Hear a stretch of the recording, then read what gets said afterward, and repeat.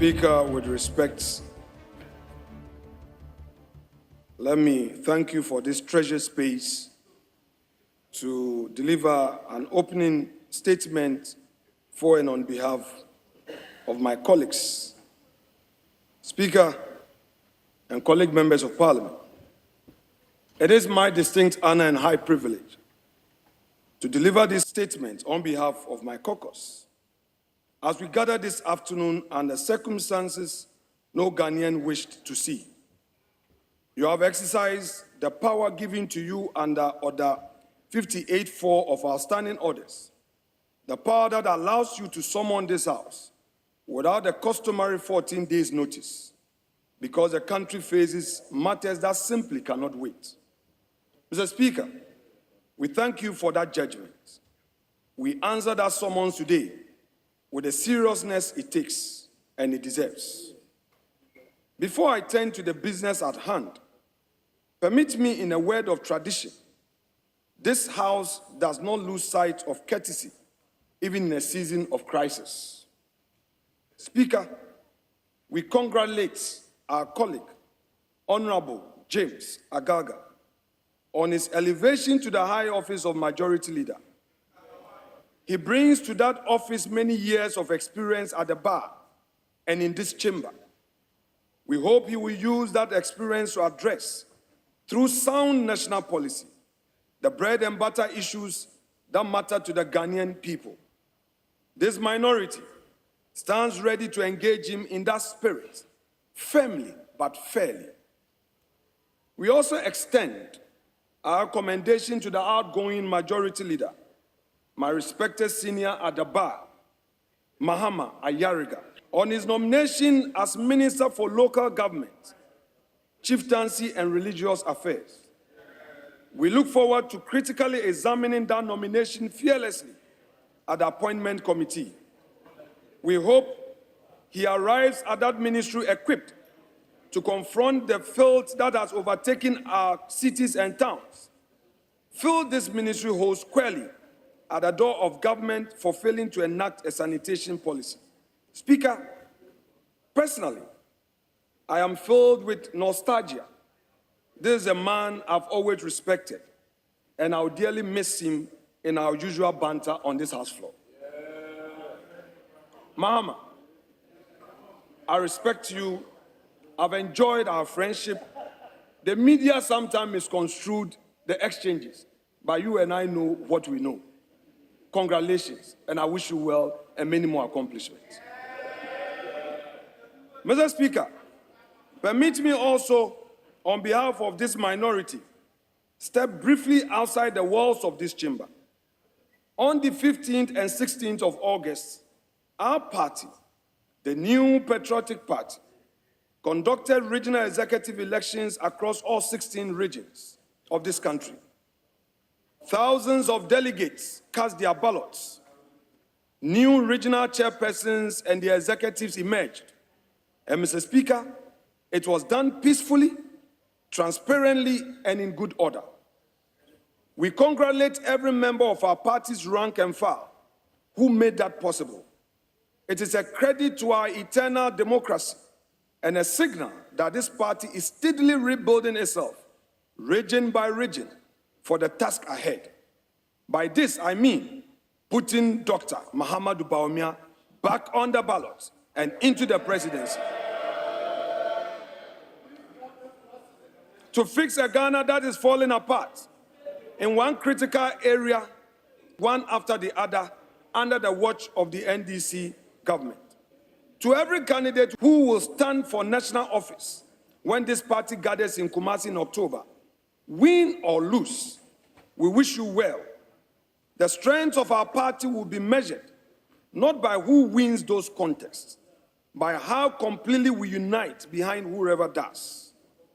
Mr. Speaker, let me now turn to why this House was recalled. This House has been recalled to consider urgent business. That urgent business is not, on its face, the matter I am about to raise. But, Mr. Speaker, no other paper drawn up before today could have anticipated the shock that met Ghanaians this month. that the government that they elected to reset the governance of this country has, under the watch of Gold Board and Bank of Ghana, lost 1.7 billion US dollars. At today's exchange rate, that is 22 billion cedis gone from a program that was meant to protect our gold, strengthen our cedi, and support our economy. Speaker, according to IMF report dated 17 December 2025 at page 3, paragraph 56, quote, losses from the domestic gold purchase program and gold bourse activities should not be borne by the central bank and transparently brought on budgets. Further, the BOG should develop a clear and time-bound strategy for scaling down gold purchases, end quote. Speaker, we hold a firm view that this House cannot convene this week and be silent on that figure. It must become part of our deliberations so that the people of Ghana know that those in charge of implementation of policy must account to the people of Ghana. In keeping with that conviction and in line with the relevant provisions of our standing orders, on the 20th of August 2026, we, the minority, filed through the proper process a motion demanding the establishment of an ad hoc committee under Order 2621A to investigate the loss in full. We ask that this House refer that matter to a committee empowered to summon documents, summon witnesses, and give Ghanaians the disaggregation they are owed. Not a summary, not a slogan. A full account of how much of that $1.7 billion was lost to foreign exchange movement, how much was lost in the prices at which gold was bought and sold, and what judgment, if any, guided the officials who made those decisions. Speaker and colleagues, this matters beyond the number itself. When the Bank of Ghana's own capital is eroded by losses of this size, it is a taxpayer who is called upon to recapitalize. Your cedi, my cedi, every Ghanaian cedi, called upon to rebuild an institution brought low by the decisions the public bears the cost of. That is not a technical matter for economists alone. That is a matter of urgent public importance for this House, under Order 114 of our standing orders, and we, the minority, shall treat it as such. Speaker, we make this point in a context that makes the loss even harder to accept. As we speak, Ghanaians in mining communities across this country continue to suffer kidney failure, lung failure, and other grave conditions at alarming rates because of the extensive pollution that illegal mining has visited upon our water bodies and our air.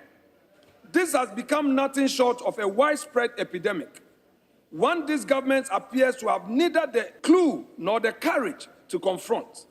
So while Gold Board cannot account for 1.7 billion, an equivalent of 22 billion Ghana cedis, Ghanaians in our mining communities are paying with their kidneys, their lungs, and in other cases, their lives. This House owes them an answer too. Speaker, in the face of the allegations of extortion leveled against me, I have chosen to take high moral ground by submitting myself to the processes of the law.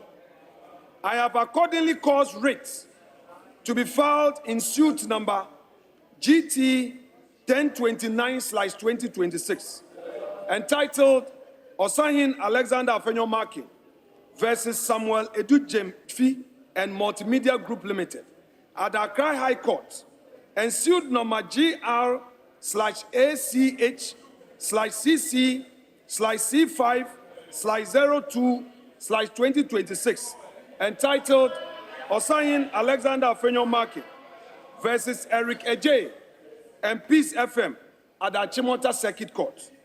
I have every confidence that in the fullness of time, the court will make the appropriate determination on these matters.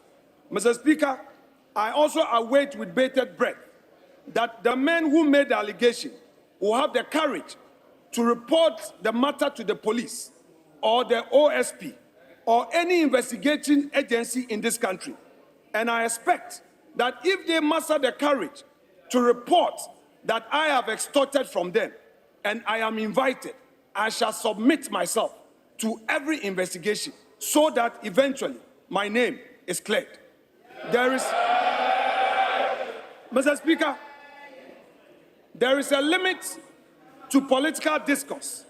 There are lines that must not be crossed, and these red lines, once crossed, they must be dealt with. Mr. Speaker, I can modestly and humbly say that I have served in this position with integrity.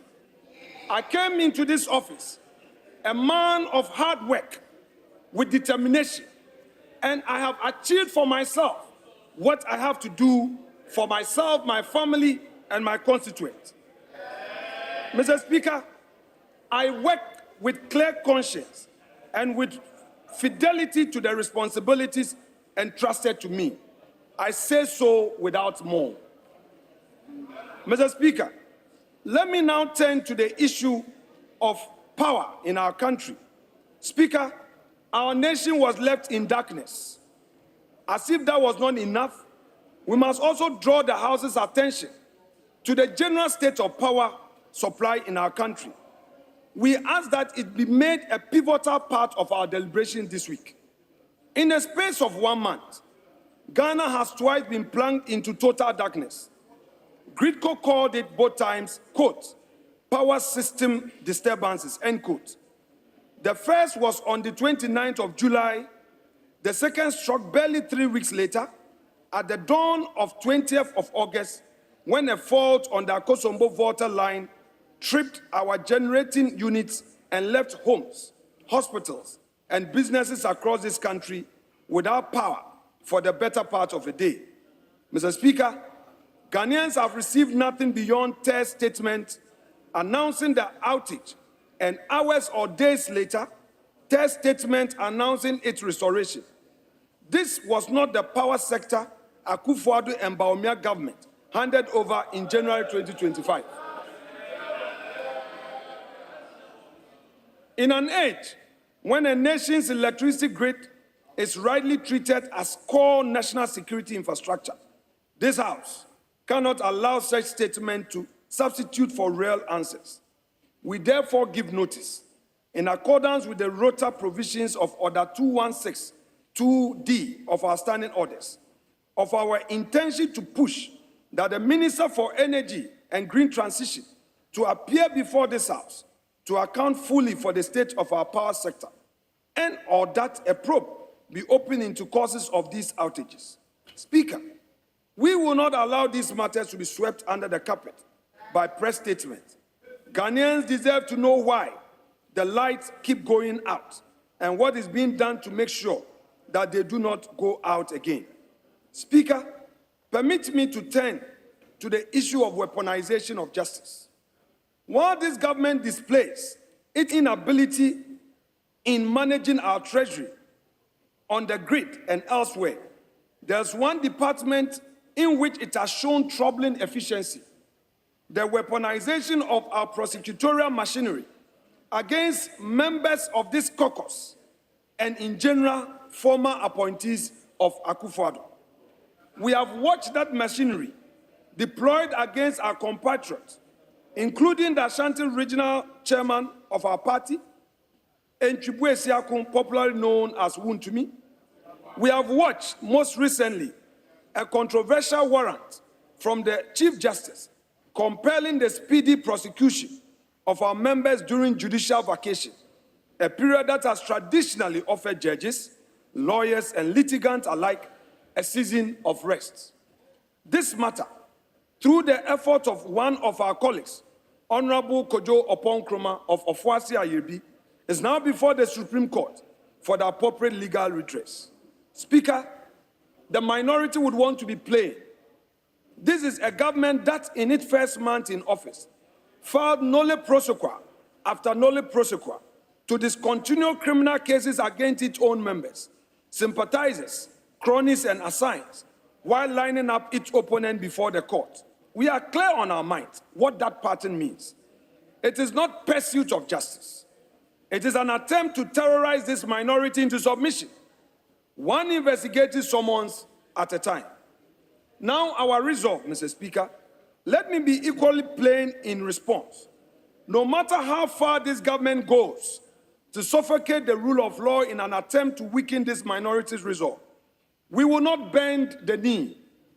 We are fortified by the veritable words of the 26th President of the United States, Theodore Roosevelt, who on the 23rd April 1910 delivered an address at the Sorbonne in Paris titled Citizenship in a Republic during his post-presidential tour of Europe.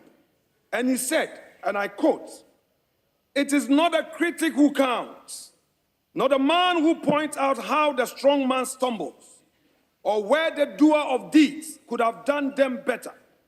The credit belongs to the man who is actually in the arena, whose face is marred by dust and sweat and blood, who strives valiantly, who errs, who comes short again and again, because there is no effort without error and shortcoming, but who does actually strive to do the deeds, who knows great enthusiasms, the great devotions, who spends himself in a worthy cause, who at the best knows in the end triumph of high achievement, and who at the worst, if he fails, at least fails whilst daring greatly, so that his place shall never be with those cold and timid souls, who neither know victory nor defeat." End quote. Speaker, we in the minority know that the task ahead of us is difficult. We do not stand here pretending otherwise. The road before us is long. It is steep. It is strewn with obstacles and deliberately laid in our path. But difficulty has never been a reason for surrender. It will not become one now.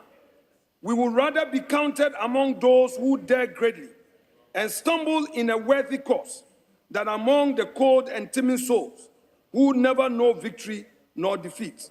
For however hard the struggle and however heavy the odds, this minority is resolved to remain in the arena, faces marred by dust and sweat, striving valiantly for the rule of law, for our democracy, and for the good people of Ghana, who are honored to serve. Mr. Speaker, the people of Ghana sent us into this chamber to protect their interests without fear and to hold this government to account on every inch of executive decision it takes. We intend to keep that mandate without fear, without favor, and without apology. We will not be weighed down by threats, by bogus prosecution, by intimidation, or by frivolous accusation, whether directed at any one of us in this chamber or at any member of our party. For as long as we have life, for as long as we have good health, for as long as we remain members of this House, we will expose what we see as wrong and insist on what is right. Mr. Speaker, on the cocoa sector, let me commend the efforts for reforms by the Cocoa Board. However, the reforms being pursued, we, the minority, have identified some gaps. A law was passed. We hold a view that there wasn't sufficient consultations and that there should be further consultation regarding the concerns of the LBCs that were turned down by this government. Haulage or transport owners were not also properly consulted. We have also noted that farmers are now being required to seek permission from government before repurposing their farms. Farmers cannot even undertake routine, genuine actions without recourse to government. Mr. Speaker, farmers cannot sell their cocoa unless they are registered. This has never happened in the history of our country. Mr. Speaker, we call on the majority to reconsider these concerns and come before this House with a motion for rescission so that we can further deliberate on this matter and make input to enrich the bill before Mr. President signs.